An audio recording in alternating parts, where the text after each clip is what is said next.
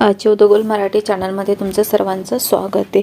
इयत्ता 6वी state board आपण आज पहिलं चॅप्टर बघणार आहोत. इयत्ता 6वीचं बघा. यामध्ये आपण काय करणार आहोत, तुम्हाला कशा प्रकारे MCQs विचारले जाते यावर आपण डिस्कस करणार आहोत. कसे MCQs कोणत्या टॉपिकवर तुमच्यासाठी इम्पॉर्टंट आहे, त्या टॉपिकवर कशा प्रकारे MCQs विचारले जातील हे आपण डिस्कस करणार. तुम्ही काय करायचे, नोट्स काढून घ्यायचे किंवा हायलाईट करून घ्यायचे. तर बघा, पहिलं चॅप्टर इयत्ता 6वीचं इतिहास व नागरिकशास्त्रामधील भारतीय उपखंड आणि इतिहास.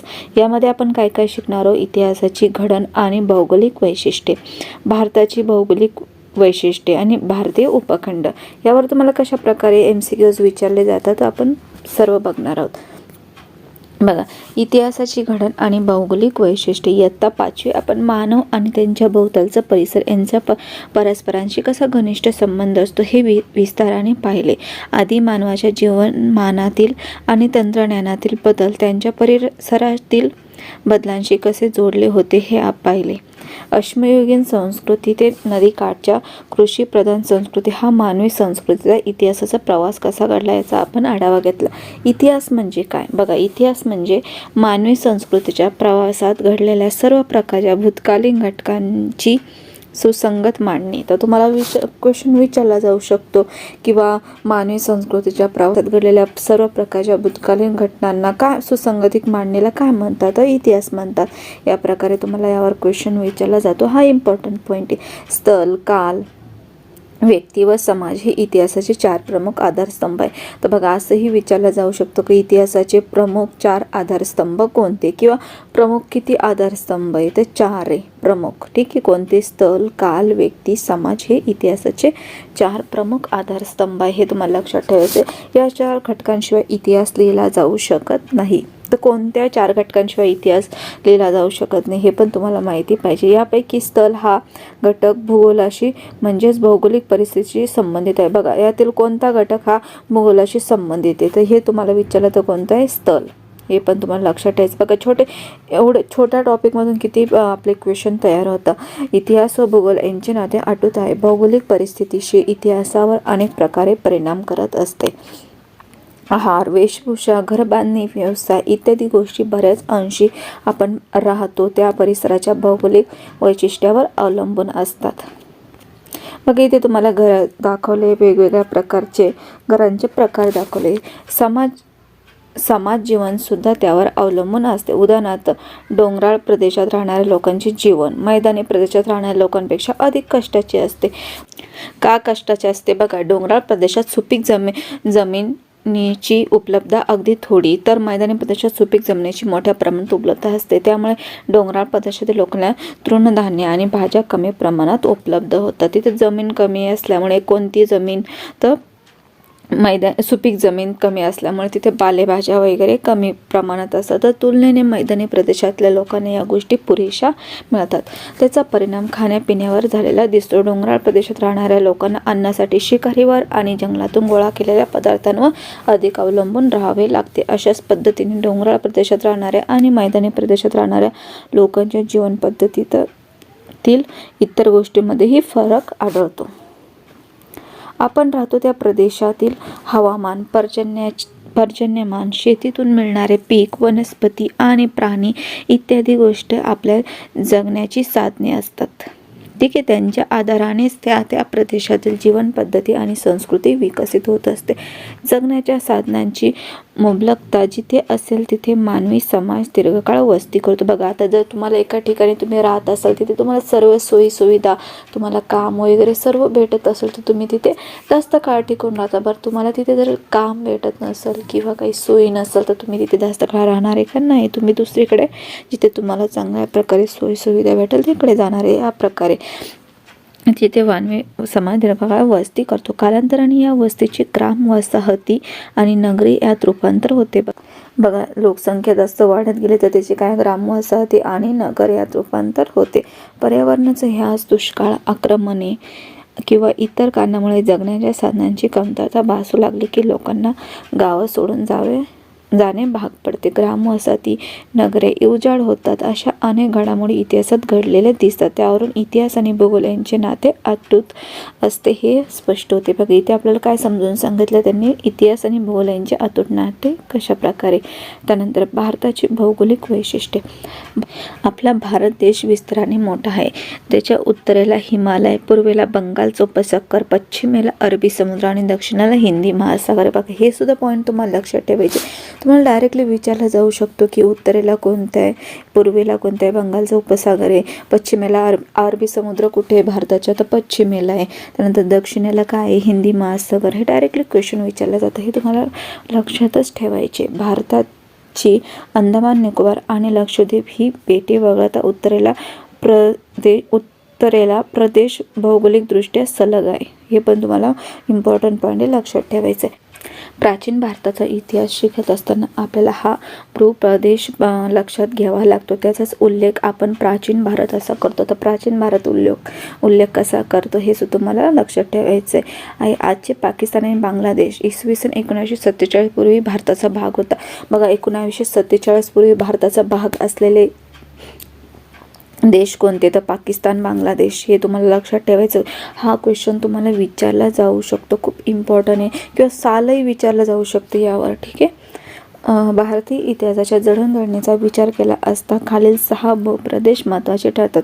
तर कोणते 6 भूप्रदेश महत्त्वाचे ठरतात? हिमालय, सिंधू, गंगा, ब्रह्मपुत्र नद्यांचा मैदानी प्रदेश, थरचे वाळवंट, दख्खनचे पठार, समुद्र किनाऱ्याचे प्रदेश, समुद्रातील बेटे.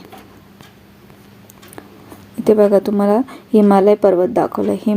हिमालय हिंदुकुश व हिमालय पर्वतामुळे भारतीय उपखंडाच्या उत्तरेला जणू एक अभेद्य भिंतच उभी राहिलेली आहे.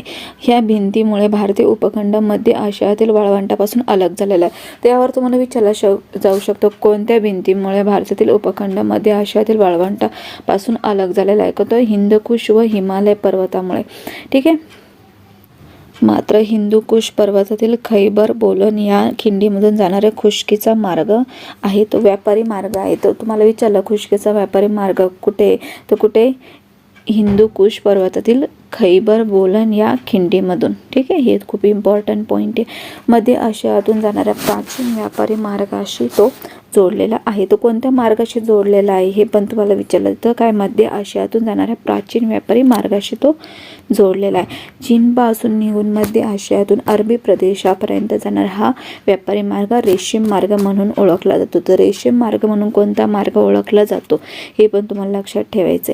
कारण या मार्गावरून पश्चिमेकडील देशात पाठवल्या जाणाऱ्या मालाचा रेशीम प्रमुख होते. या खिंडीतील महामार्गावरून अनेक परदेशी आक्रमकांची प्राचीन भारतात प्रवेश केला. अनेक परदेशी प्रवासी या मार्गाने भारतात आले. बघा इथे तुम्हाला खैबर खिंड इथं दाखवलंय तुम्हाला चित्रामध्ये.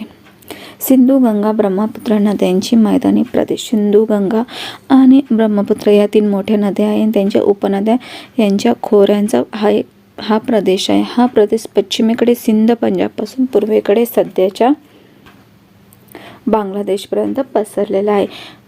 भारतातील सर्वाधिक प्राचीन नागरी हडप्पा संस्कृती आणि त्यानंतरचे प्राचीन गणराज्य आणि साम्राज्य याच प्रदेशात उदयाला. बघा प्राचीन संस्कृती कोणती आपल्याला माहिती आहे, हडप्पा संस्कृती. ठीक आहे. त्यानंतर दख्खनचे पठार. एका बाजूस पूर्व किनारा आणि दुसऱ्या बाजूस पश्चिम किनारा यामध्ये असलेला भारताचा भूप्रदेश दक्षिणेकडे निमुळता होत जातो. त्याचा पश्चिम बाजूला अरबी समुद्र, दक्षिणेला हिंदी महासागर आणि पूर्वेला बंगालचा उपसागर असे 3 बाजूंनी पाण्याने वेढलेला हा भूभाग समुद्रात घुसलेल्या एखाद्या त्रिकोणी सुळक्यासारखा दिसतो. तर तुम्हाला विचारला जाऊ शकतो दख्खनच्या पठाराच्या 3 बाजूला कोणते, अरबी समुद्र आहे, हिंदी महासागर आहे, दक्षिणेला पूर्वेला बंगालचा उपसागर आहे. तर असंही विचारला जाऊ शकतो पश्चिमेला कोणता महासागर आहे का, दक्षिणेला हिंदी महासागर, अशा जोड्या लावा पण तुम्हाला येऊ शकतो. 3 बाजूंनी पाण्याने वेढलेला हा भूभाग समुद्रात घुसलेला एखादा त्रिकोणी सुळक्यासारखा दिसतो. अशा भूप्रदेशाला द्वीपकल्प म्हणतात. द्वीपकल्प कशाला म्हणतात हेही तुम्हाला विचारलं जाऊ शकतं.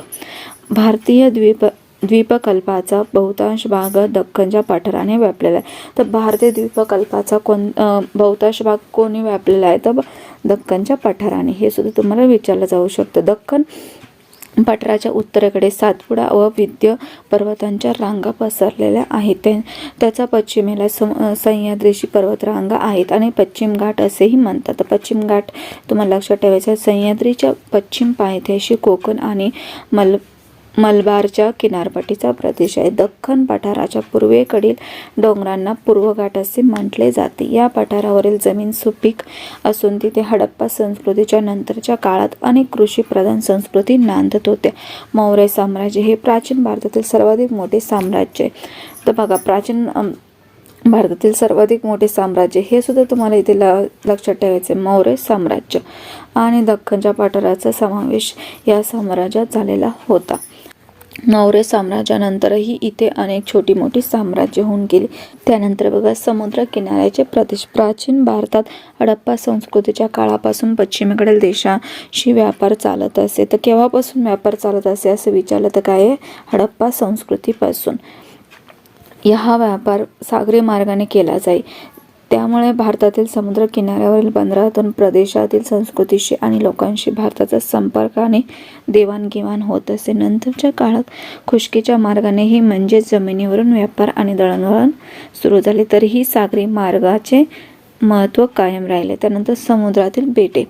अंदमान आणि निकोबार ही बंगालच्या उपसागरातील भारतीय बेटे आहे.